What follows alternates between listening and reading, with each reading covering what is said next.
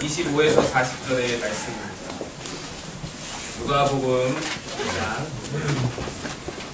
25에서 40절의 말씀.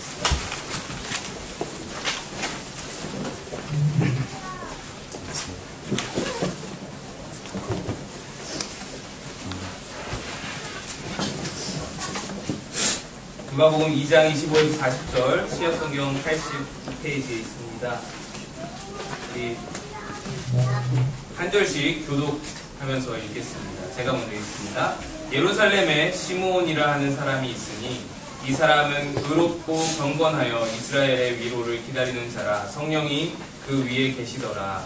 그가 주의 그리스도를 보기 전에는 죽지 아니하리라 하는 성령의 지시를 받았더니 성령의 감동으로 성전에 들어가매 마침 부모가 율법의 관례대로 행하고자 하여 그 아기 예수를 데리고 오는지라. 시므온이 아이를 안고 하나님을 찬송하여 이르되 주제여 이제는 말씀하신 대로 종을 평안히 놓아주시는도다. 내 눈이 주의 구원을 보았사오니 이는 만민 앞에 예비하신 것이요 이 나라는 주님이시오 주의 백성 이스라엘의 영광이니라 하니 그의 부모가 그에 대한 말들을 놀랍게 여기더라. 시므온이 그들에게 축복하고 그의 어머니 마리아에게 말하여 이르되 보라 이는 이스라엘 중 많은 사람을 빼앗아 떠나가리하며 이방을 하는 그들이 되기 위하여 세움을 받고 또 칼이 내 마음을 찌르듯 하리니 이는 여러 사람의 마음의 생각을 드러내려 함이니라 하더라.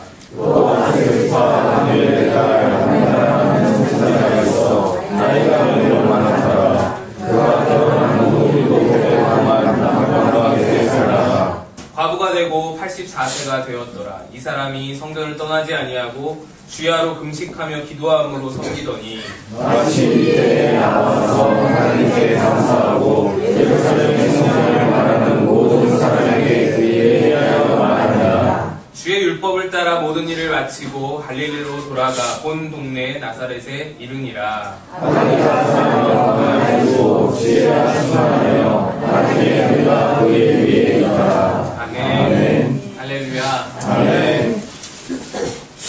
이곳에 모여서 예배 드릴 때마다 느끼지만 하나님 은혜가 참 충만합니다. 아멘. 오늘도 인재 찬양 우리 권사님이 인도해 주셔서 부르다가 너무 은혜를 받아서 여러분 일으키는 것도 제가 잊어버리고 참 좋은 건지 아무튼 은혜가 충만해서 감사하고 은혜가 충만해서 참 기쁩니다. 오늘은 대강절 셋째 주일이죠. 그래서 이렇게 초도 3개를 이렇게 켰습니다. 대강절 여러분 잘 아시다시피 4주간에 걸쳐서 지키는데 대부분 우리가 성탄절을 기다리는 것으로 생각을 할 때가 있습니다. 사실 대강절은 기다릴 때 내릴 강 해가지고 예수님의 오심을, 예수님의 다시 오심을 기다리는 절기이죠. 그래서 성탄절 자체를 기다린다는 의미보다는 성탄절에 임하셨던 그 예수를 고대했던 유대 사람들처럼 우리도 다시 오실 주님을 기다리고 있음을 상기시켜주는 절기이죠. 너희들 기억해라. 우리는 이런 정체성을 가진 사람들이다. 우리는 기다리는 사람들이다. 우리는 예수님의 다시 오심을 기다리는 사람들이다. 그것을 소망하고 예수님을 소망하고 예수님을 기다리는 자임을 다시 한번 일깨워주는 절기가 바로 대강절인 것입니다. 그래서 우리는 과거에 매인 사람들이 아니고 오늘 하루만 사는 사람들도 아니고 우리는 다시 오실 주님을 기다리는 사람들입니다. 아멘. 예수님이 다시 오실 때 여러분 한번 생각해 보셨으면 좋겠습니다. 어떨까? 나는 어떨까? 예수님이 갑자기 오신다고 말씀하셨는데 그러면 나의 기분은, 나의 마음은 어떨까? 과연 깜짝 놀라서 아이고 예수님 지금 오시면 어떡해요? 나 이것도 해야 되고 저것도 해야 되는데 우리의 반응이 이럴까? 과연 아니면은 예수님을 기쁨으로 맞이할 수 있을까? 저는 이 차이가 바로 거기에 있다고 생각합니다. 기다렸느냐, 기다리지 않았느냐, 준비했느냐, 준비하지 않았느냐. 대강절이 우리에게 주는 의미가 참으로 깊고 참 중요하다 생각이 듭니다. 언제 다시 오실지 모르는 주님을 매년마다 대강절로 상기시키시면서 우리로 기억하고 기다리라 라고 우리를 준비시키시는 말씀이신 것입니다. 근데 안타까운 것이 이 대강절이 너무 중요한데 이 대강절을 상기하면서 계속해서 주님을 기다리는 자임을 깨달아야 하는 것이 너무 중요한데 연말과 겹치면서 이게 굉장히 퇴색이 많이 됩니다. 의미가 연말이 바쁘잖아요. 뭐 회사도 바쁘고 학교도 바쁘고 인사 이동도 많고 뭐 가정도 연인도 친구관계도 무척 바쁩니다.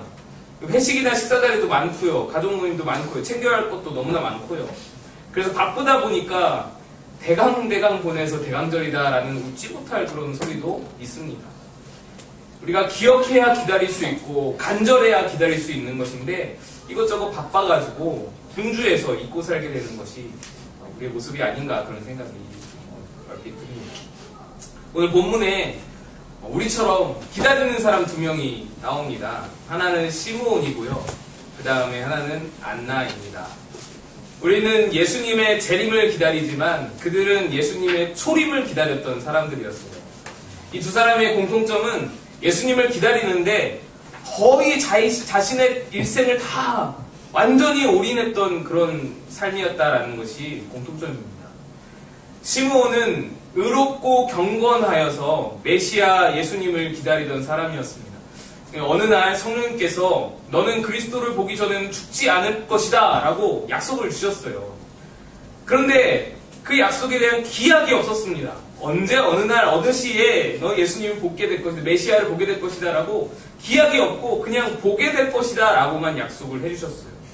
그러니까 이 시므온이 어떤 대략적인 힌트라도 너가 뭐 60이 넘었을 때에 너가 죽을 날이 가까웠을 때에 이렇게라도 주시면은 대충 살다가 그때쯤이 되면 가까우면 이제 몸가짐을 바로 하고 정신을 차리고 준비할 수 있었을 텐데 아예 그 시기를 알려주시지 않으니까 그 시므온은 평생을 일생을 기다리는 삶을 살았습니다. 예수님을 만나고서 시므온이 이렇게 말합니다. 주제여 이제는 말씀하신 대로 종을 평안히 놓아주시는도다. 힘들었다라는 거예요. 너무너무 힘들었다는 거예요. 시므온은 예수님을 만나기 위해서 죽지도 못했던 인생을 살았습니다. 마음대로 할 수 있는 것이 없었던 그 인생을 살았습니다. 그래서 이제 만났으니 내가 평안히 죽을 수 있다. 죽어도 여한이 없다라는 말을 하는 것이죠. 안나도 마찬가지였습니다. 안나가 결혼한 지 7년 만에 과부가 되면서 그 후로부터 84세가 된 지금까지 본문의 그 시기까지 예수님을 기다렸습니다. 그녀 또한 기약이 없는 기다림이었어요. 당시 이스라엘 여성들은 만으로 14살만 되면 결혼을 했다고 합니다. 아무리 늦어도 20살이면 다 결혼을 하는 그런 시기였는데 이 안나를 볼 때에 그러니까 늦었다고 생각하고 늦게 결혼을 했다고 생각하고 20살에 결혼했다고 치면 7년 동안 남편이랑 살다가 사별을 했으니까 27세에 혼자가 되어서 57년, 84세까지 57년을 예수님만 기다리면서 살았던 인생이 안나의 삶이었습니다. 그냥 기다린 것도 아니고 성전에서 주야로 금식하면서 기도하면서 그렇게 섬겼다라고 성경이 증언하고 있습니다. 기약 없는 기다림이 얼마나 힘들까요? 이 시므온과 안나의 삶이 얼마나 힘들었을까? 근데 그 힘듦을 이 시므온과 안나가 버틸 수 있었던 것이 바로 말씀이었습니다. 약속의 말씀. 메시아가 곧 오실 것이다. 너가 그를 보기 전에는 결코 죽지 않는다 하신 그 말씀을 붙들고 평생을 기다리는 것입니다. 기약 없는 기다림을 어떻게 기다릴 것인지 우리에게 시므온과 안나가 보여주는 것입니다. 주께서 다시 오신다는 말씀이 우리에게도 있습니다. 우리에게도 주셨어요. 계시록 22장 20절에 보면 이것들을 증언하신 이가 이르시되 내가 진실로 속히 오리라 하시거늘 아멘 주 예수여 오시옵소서. 사도행전 1장 11절에 보면 이르되 갈릴리 사람들아 어찌하여 서서 하늘을 쳐다보느냐 너희 가운데서 하늘로 올려주신 이 예수는 하늘로 가심을 본 그대로 오시리라 하였느냐. 아멘. 우리도 시므온과 안나처럼 말씀이 있습니다. 또 하나님께서 우리의 연약함을 도우시기 위해서 한 가지 더 말씀을 주신 것이 있는데 고린도전서 13장 9절에서 13절의 말씀입니다. 이 말씀에는 특이하게 세 가지 도구를 우리에게 허락하시면서 주신 말씀입니다. 고린도전서 13장 9절 13절 말씀을 한번 띄워주시면 함께 한번 읽겠습니다. 화면에 좀 띄워주시면 한번 찾아서 읽어보도록 하겠습니다. 고린도전서 13장 9절에서 13절 말씀입니다.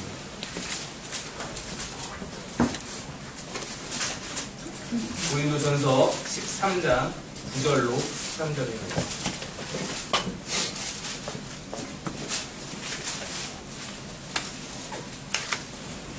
같이 읽겠습니다. 시작. 우리는 부분적으로 알고 부분적으로 예언하니 온전한 것이 올 때에는 부분적으로 하는 것이 패하리라. 내가 어렸을 때는 말하는 것이 어린아이와 같고 깨닫는 것이 어린아이와 같고 생각하는 것이 어린아이와 같다가 장성한 사람이 되어서는 어린아이의 일을 버렸노라. 우리가 지금은 거울로 보는 것 같이 희미하나 그때에는 얼굴과 얼굴을 대하여 볼 것이요 지금은 내가 부분적으로 하나 그때에는 주께서 나를 아신 것 같이 내가 온전히 알리라. 그런즉 믿음, 소망, 사랑 이 세 가지는 항상 있을 것인데 그 중에 제일은 사랑이라. 아멘. 말씀이 우리에게 주시는 것은 이겁니다. 지금은 불완전하다. 지금은 소망이 없어 보인다. 지금은 희망이 없어 보인다. 지금은 부분적으로 안다. 그러나 온전한 것이 오면 그 때가 이르면 그 모든 부분적으로 알던 것이 다 패할 것이고 너희가 희미하게 보던 것들이 명확해질 것이다. 명백해질 것이다.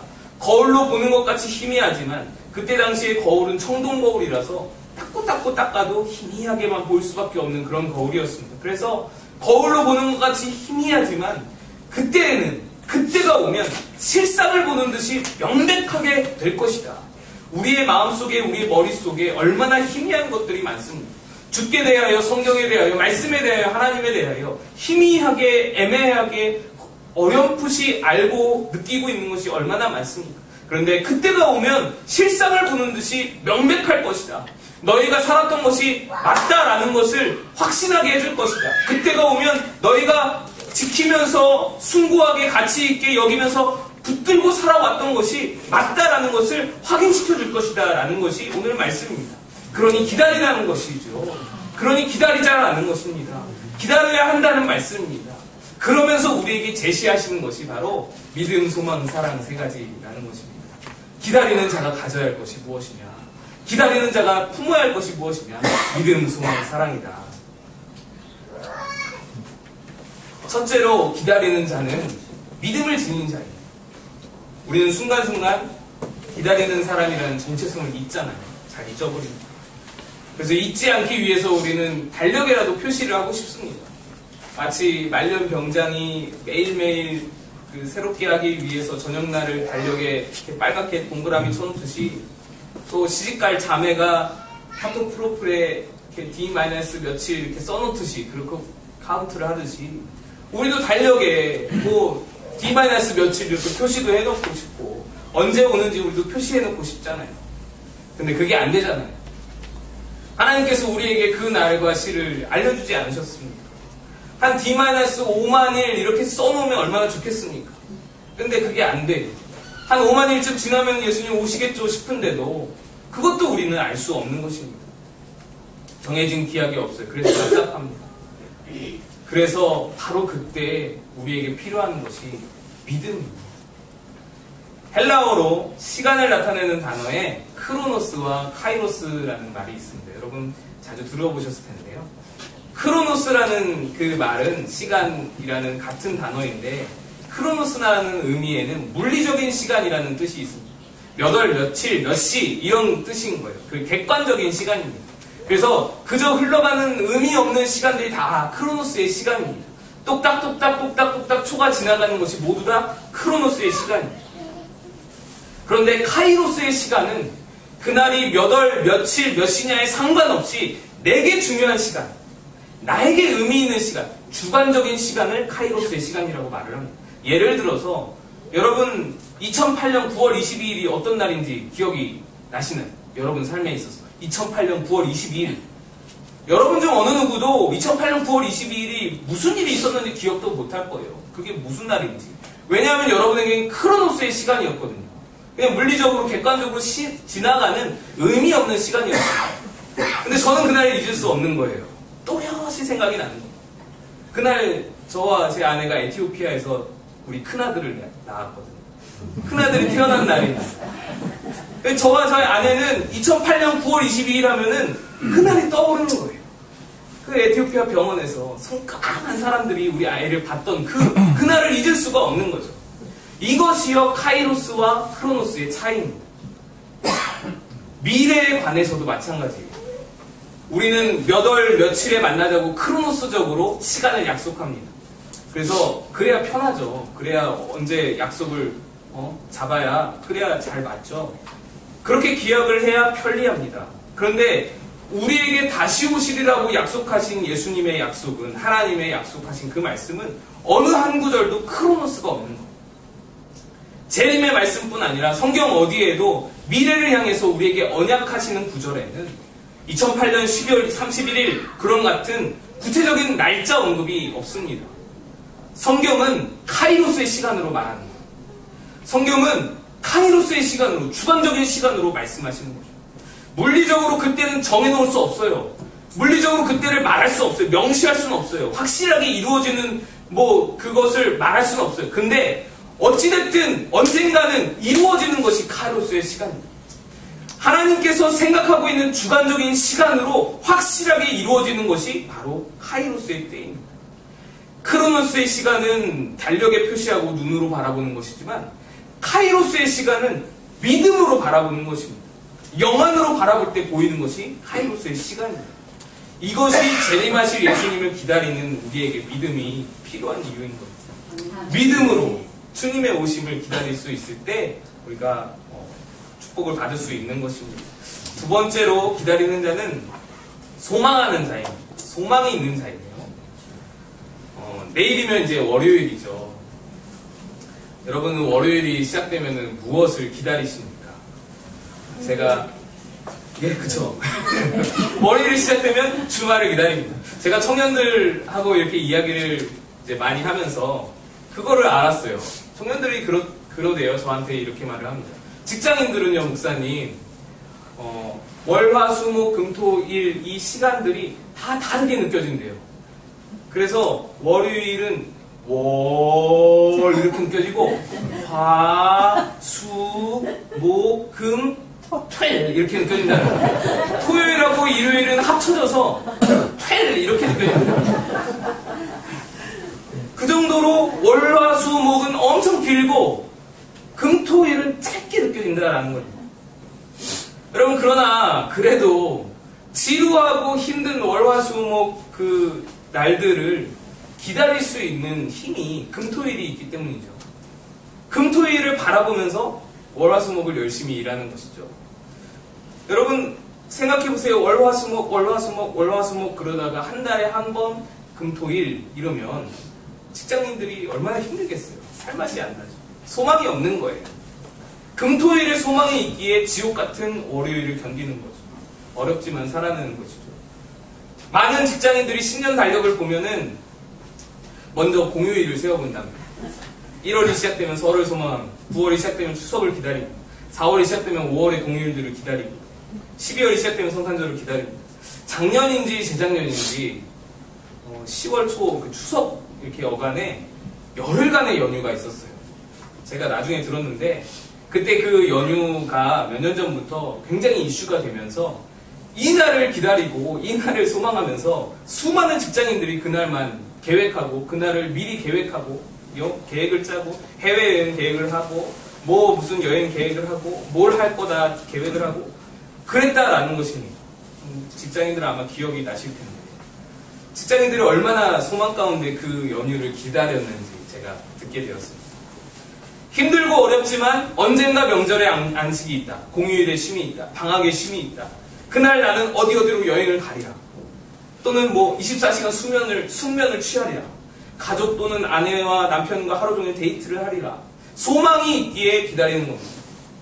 소망이 있기에 버틸 수 있는 것입니다.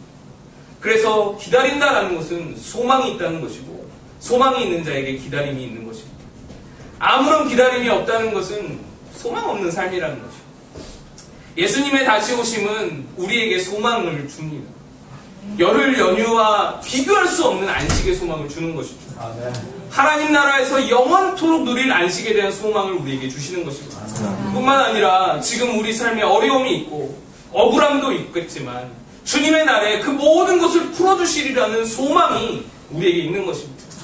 우리 사회 안에도 그렇죠. 여러 가지 부정이 있고 비정상적인 것들이 넘쳐나고 뭐 빼빼로 안 줬다고 뭐 빼빼로 던지고 뭐 이런 일들이 뭐 너무나도 많이 있지만 오직 주님의 날에 모든 부정을 심판하시고 비정상을 정상화하실 것이라는 소망이 우리에게 있는 것입니다.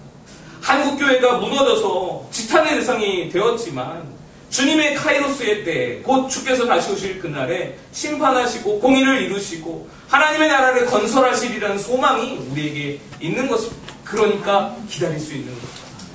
그때 수고하고 무거웠던 모든 짐들을 다 내려놓고 영원한 안식에 참여하면서 영원한 쉼과 평안을 누리는 것이 예수께서 다시 오실 때 우리가 바라보는 그 소망인 것입니다. 이 소망이 없다면 기다릴 수 없는 것이고 이 소망이 없다면 오늘을 버텨낼 수 없는 것이죠. 소망이 없다면 오늘 예배도 굉장히 의미가 없을 것입니다. 하나님께서 우리에게 지치지 말고 기다릴 수 있도록 소망을 허락하시는 것입니다. 그런데 믿음과 소망보다도 기다림은 역시 사랑이다라는 생각을 합니다. 우리는 기다리는 사람들이며 우리는 그를 사랑하는 사람들입니다. 사랑하면 기다릴 수 있습니다. 기다리는 것뿐입니까? 날마다 내 사랑을 떠올리면서 그리워합니다. 제가 군대 가기 한 달 전에 여자친구를 만났어요. 나빴죠. 가서 100일 동안 여자친구가 저를 잘 기다려주었습니다. 그런데 군대 가기 전에 한 목사님이 저한테 그 여자친구 만나지 말라고, 여자 조심하라고 막 그렇게 말씀을 하셔서 100일 휴가 나왔을 때 100일 동안 군대에 있는 동안에 하도 그 말씀이 계속 떠올라가지고 진짜 하나님 뜻이 어디 있나 고민하다가 100일 휴가 나왔을 때 그 여자친구에게 헤어지자고 말을 했습니다. 그건 뭐 아무튼 내 사정이고요. 여자친구한테 이게 웬 날벼락이겠어요. 남자친구가 군대를 갔어요. 그래서 100일 동안 열심히 기도하면서 성심성의껏 기다려줬더니 갑자기 나와서는 헤어지래요. 완전히 이게 멘붕이 온 거죠, 요즘 말로. 여러분 어떻게 해야 하나요? 자매들 어떤 생각이 드시나요? 용납이 안 되는 거죠. 자존심도 상하고 털어버려야 할 일이죠. 그 사람 있는 부대를 향하여서 뭐 욕도 한 사발 쏟아보기도 하고 그래야 하지 않겠습니까? 화를 풀기 위해서. 함께 했던 모든 추억들도 다 한번 불지르고 좋은 인생 공부했다면서 털어버려야 할 일인데 근데 그 여자친구가 그러지를 않았어요. 군대만 기다린 게 아니고 군대 가서 군화로 자기 걷어찬 오빠를 기다렸어요. 굉장히 훌륭한 분이죠. 제 아내 얘기인데요. 이게 사랑이 아니고서는 할 수 없는 기다림인 거잖아요. 제가 많이 배웠어요. 정말 많이 배웠어요. 배신당해도 슬퍼도 사랑하면 기다려지는 거잖아요. 아직도 저는 사실 궁금해요. 그게 뭐가 그렇게 사랑스러워서 기다렸는 거지. 저는 그 마음을 바라보면서 주님을 기다리는 게 바로 이런 마음이다라는 생각이 듭니다. 주님을 기다리는데 가장 이상적인 기다림은 바로 이거라 생각이 들어요. 성경도 말씀합니다. 사랑이 제일이다. 다시 오실 주님을 기다리는 거는 사랑인 거예요. 주님 더 사랑하고 더 사랑하면 기다릴 수 있는 거예요. 사랑하는 자에게 기다림은 지루할 틈이 없습니다. 예를 들어서 뭐 엑소다, 방탄소년단이다. 요즘 아이돌 좋아하는 아이들이 굉장히 많잖아요. 아이돌 중에 아이돌이 방탄소년단이라고 들었습니다. 제가 전 세계에 팬이 엄청난답니다. 이 방탄소년단의 콘서트를 만약에 기다리는 팬들이 있다면 그 아이들이 중학생, 여중생 아이들이 오빠들의 콘서트를 기다리면서 여러분 무엇으로 시간을 보낼까요? 막 지루해하면서 힘들어할까요? 아닙니다. 굉장히 알차게 시간을 보냅니다. 오빠들 노래 묵상해야죠. 오빠들 아이돌 그 노래 묵상하고 내일은 또 다른 거 묵상하고 오늘은 이거 묵상하고 오빠들 방송 영상 보고 뮤직비디오 묵상하고 그리워하면서 거기에 달린 댓글들 확인하고 악플들에는 막 영적 전쟁 선포하고 그러는 것이죠. 팬카페에서 정보 공유하면서 막 그러면서 시간 보내지 않겠어요? 사랑하는 자에게는 그렇게 기다리는 그런 어떤 능력이 있는 것입니다. 아들이 군대 가면 딸이 해외여행 가면 함께 찍었던 사진 보면서 추억 되새기면서 실실 웃기도 하다가 훌쩍거리기도 하다가 그렇게 보내는 것이 또 카톡 보내고 편지 보내고 하는 것이 사랑 아니겠습니까? 사랑하면요 너무나 간절하게 보고 싶은 마음이 힘들 수도 있지만 아무도 그 시간을 지루해하거나 따분해하지 않는 거예요. 그 추억들을 생각하면서 기다릴 수 있는 거예요. 참을 수 있는 거예요. 군대다 해외여행이다 해서 잠시 떨어진 연인들이 지루하다고 아우 기다리기 힘들다고 이때다 해서 다른 사람 만나고 뭐 자유를 만끽하고 연인 때문에 못해보던 거 막 하면서 방탕하게 지내는 게 그런 게 사랑인가요? 아무도 그걸 사랑으로 생각하지 않습니다. 기다리는 시간은 길게 느껴져도 사랑하는 그 사람의 생각으로 온통 가득 차기에 지루할 틈도 없고 땀날 여유도 없는 것입니다. 내가 사랑하는 사람이 지금 내 옆에 없더라도 그가 예전에 싫어했던 것은 여전히 싫어하는 거고 그가 예전에 좋아했던 것은 여전히 좋은 거예요. 그게 사랑으로 기다리는 것입니다. 다시 오실 예수님은 이 사랑으로 기다리는 것입니다. 주님을 사랑함으로 주님 승천하시면서 남기신 유언들 가슴에 새기고 그의 말씀 묵상하고 그의 행적을 기다리면서 그분께 편지 쓰듯이 기도하면서 그렇게 기다리는 것이 주님을 기다리는 우리의 자세여야 하는 것입니다.